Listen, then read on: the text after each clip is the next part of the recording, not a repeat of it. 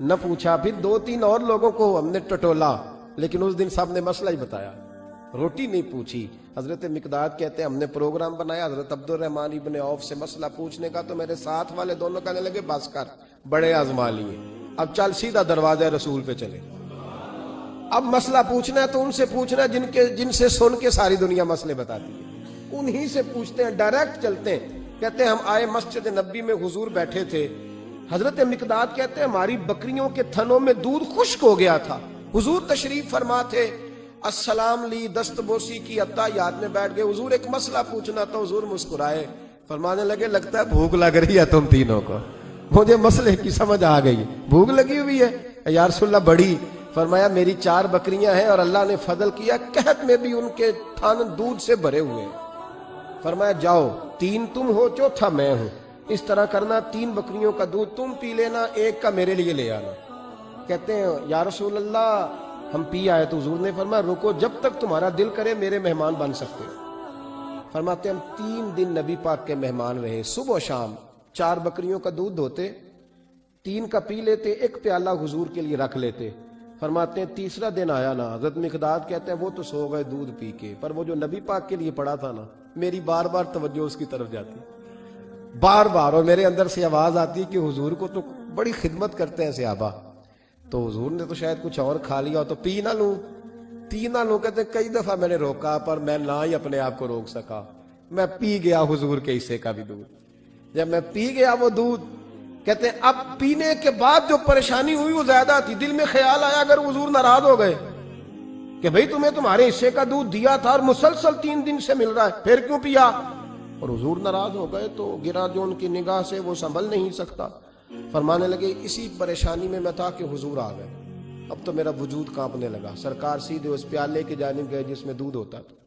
فرماتے ہیں نبی پاک نے نہ اٹھایا کپڑا, اٹھایا برتن, دودھ نہیں تھا. حضور نے پوچھا نہیں کون پی گیا, بلکہ نبی پاک نے ہاتھ اٹھایا کہ اللہم اطعم من اطعمنی واسقی من سقانی, یا اللہ جو مجھے کھلائے تو اسے کھلا, جو مجھے پلائے تو اسے پلا. حضرت مقداد کہتے ہیں میں نے کہا اوہ یہ تو بڑی قیمتی دعا مل رہی ہے, بکریاں میری جو بکریاں تھی وہ تو پہلے نہیں دودھ دے رہی, تھنوں میں دودھ خشک ہے, اور اتنی بڑی دعا کہ جو کھلائے اسے کھلا, جو پلائے اسے پلا.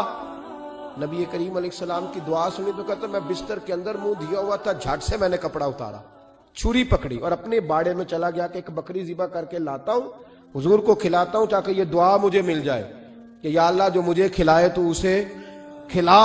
فرماتے ہیں میں بکریوں کے باڑے میں گیا, جن بکریوں کو کئی دن ہو گئے تھے دودھ نہیں دیا تھا, جیسے ہی میں نے چراغ جلایا میں حیران ہو گیا کہ سب کے تھن دودھ سے بھرے ہوئے.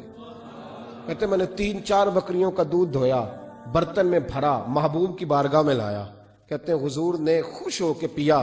جب پی لیا نا نبی کریم نے, تو حضور فرمانے لگے چل میں نے تیرا لایا پی لیا, اب یہ بتا میرا کس نے پیا تھا.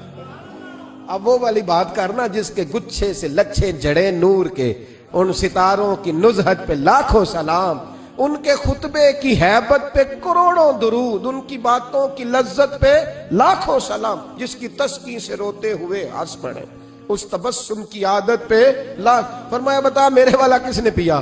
کہا یا رسول اللہ بڑا روکا اپنے آپ کو, پر محبوبہ آپ کی بکریوں کے دودھ کی لذت ہی کیا ہے.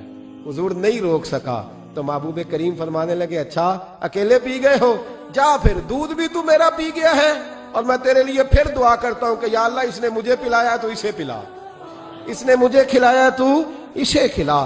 نبی کریم ہر اس شخص کا خیال رکھتے جو بھوکا ہوتا, جو پیاسا ہوتا, جو کمزور ہوتا. تھوڑا تھوڑا دائیں بائیں دیکھ, یہ حضور کی سیرت کا بہت بڑا پہلو ہے.